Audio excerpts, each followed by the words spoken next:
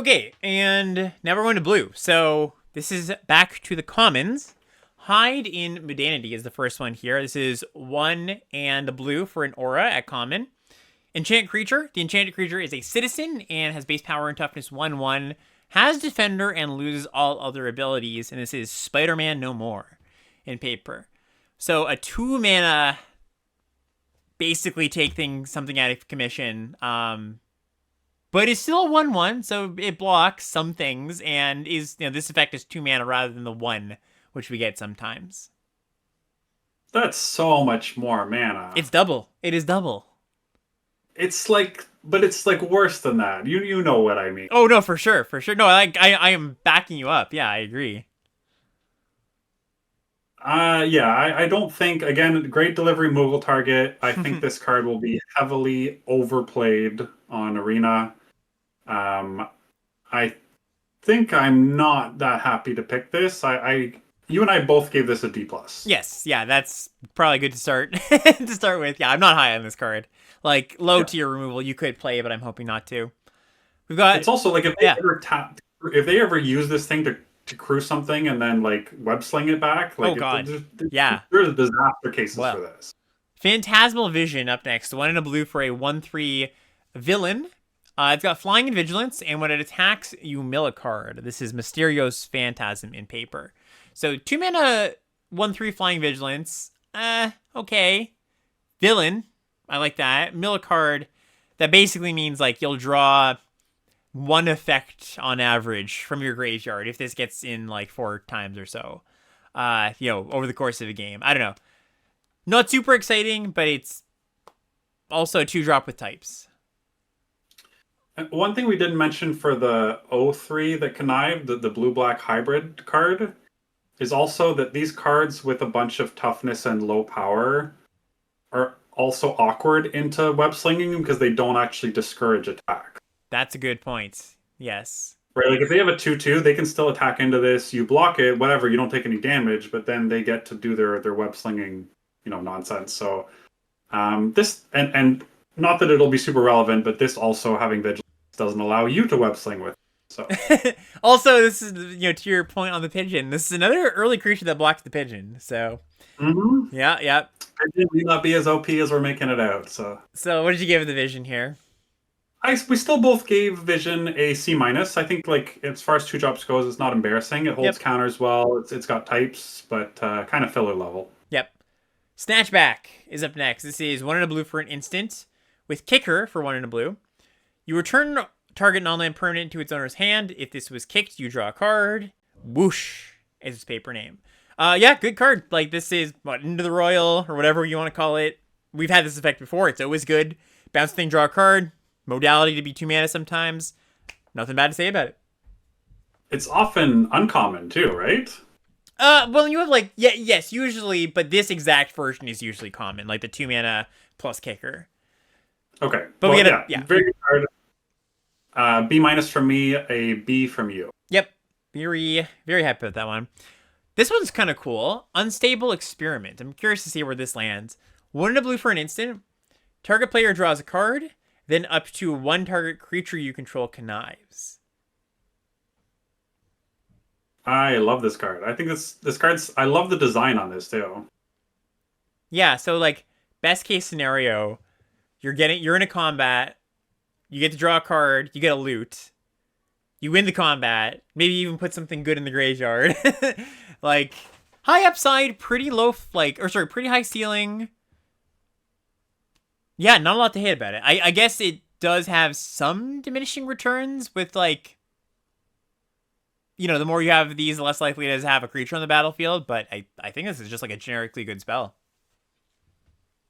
You're just like happy to play this. It doesn't even need to be in combat, right? It doesn't fizzle if they kill your creature because it targets the player. Right. That's why. By the way, we had somebody in chat asking why does it target? Because if it didn't target a player, then you could fizzle this card by killing the creature that you're going to connive. So it's just basically you'll draw your card no matter what happens to the creature you're targeting. There's also the black creature with Mayhem and Flash that this plays like really nicely with. Yeah. So Yeah, yeah, enables mayhem, like enables modifications, like really elegant design. C plus from me, B minus from you. Next up is Drix interception. This is 1 blue blue for an instant. It says choose one or both. Counter target spell or tap 1 or 2 target creatures. And this is amazing acrobatics and paper. So interesting split of cancel versus tap 2 things.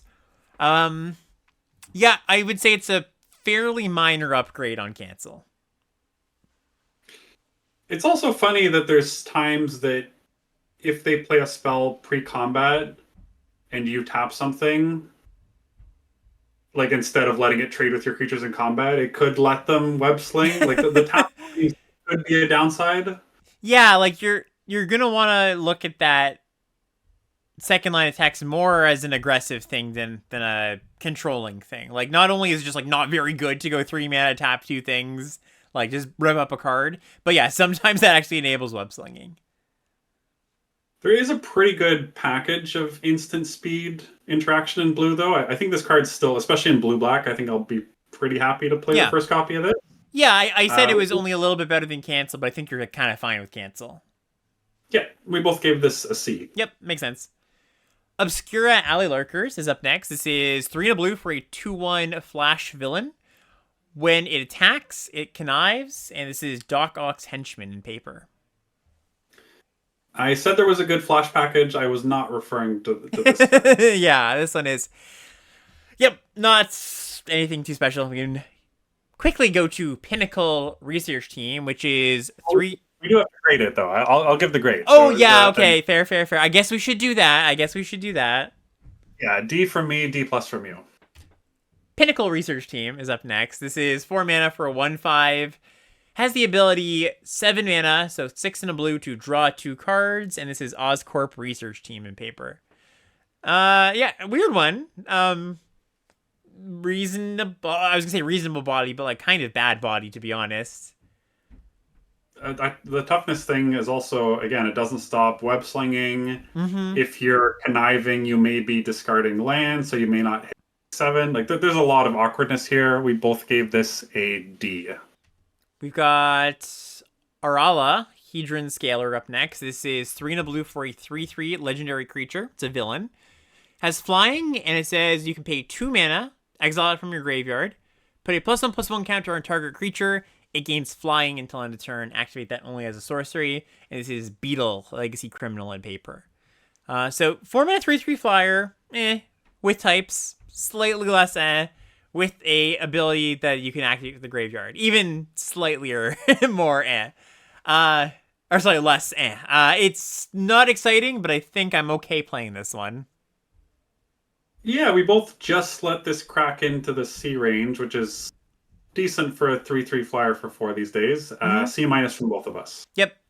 Next up is Ozor, Chronicler of Collapse. 5 mana, 4 in a blue for a 4/5 legendary villain at common. As long as there are 8 or more cards in your graveyard, Ozor has base power and toughness 8/8. And as long as you control another villain, it has hexproof. And this is Doc Ock, Sinister Scientist in paper. So, yeah, I mean, like, my initial read on this card was like, oh, whatever, filler, blue, 5-drop. But it's very likely to be a 5 mana 4/5 hexproof, which is good. Mm-hmm. Then turns into 8/8 later. Like, I don't want to talk this card up too much, but I think better than the average common 5-drop in blue generally. Well, very much a blue-black card. Yeah, sorry, I should say that. Yeah, absolutely. Yeah, and I think in blue-black, you're pretty happy playing the first one of these. Yeah, I think so too. Yeah. We both gave it a C. Yep. C for Ozor. Then we go to the uncommons now for blue. So we're going to start with Secret Identity. So Secret Identity is a single blue mana instant.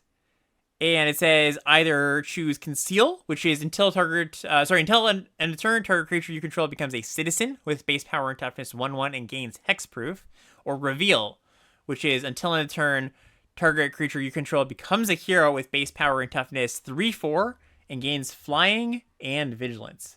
So, protection spell with a go to the face mode that you might use sometimes.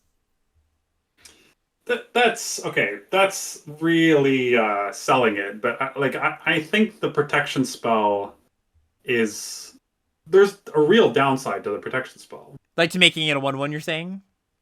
Yeah, because often the protection spell is, hey, they're about to get into combat, they're targeting your thing, and you protect it, and Yeah, now you can't block anymore. right. Yeah, I agree. I agree. Yeah, I don't want to talk that up too much because this, like, a lot of time when you use this trick or like a hexproof trick, you want to do it in combat because like they've cast a combat trick, or sorry, not a combat trick, but like a combat relevant spell, right? Like a destroy target attacker or blocker, like the white spell we saw, and like this doesn't work against that kind of removal. Yeah, and then the other ability, it's we've seen cards like that before really be awkward. Mm-hmm. So I'm 2 grades lower than you on this one. I gave Secret Identity a C minus. You have it at a C plus. Yeah, yeah. No, I think I'll come down a little bit, join you there. Vexed Bots is up next. This is 1 and a blue for an artifact creature. It's a villain. 1/1 flyer, and whenever another villain you control enters, put a +1/+1 counter on this creature. This ability triggers only once each turn, and this is Flying Octobot in paper. So, yeah, this thing's gonna grow. Like, we have been talking about how many villains there are. I don't think it's gonna be very hard to, in a blue-black deck specifically, get this to like a 3/3 flyer. Like, once you got one counter on it, you're like, okay, I'm kind of there. And once you get two, you're definitely doing it. Yeah, and it's also interesting to me how many of the single colored cards like go in one specific archetype. Yeah, that is kind of interesting. I think it being a smaller set means that's less likely to be like a giant issue, but it's something to clock. Yeah. But I mean, there's two signposts. There's the hybrid cards, and then there's all of these. Like, at some point, it's gonna matter.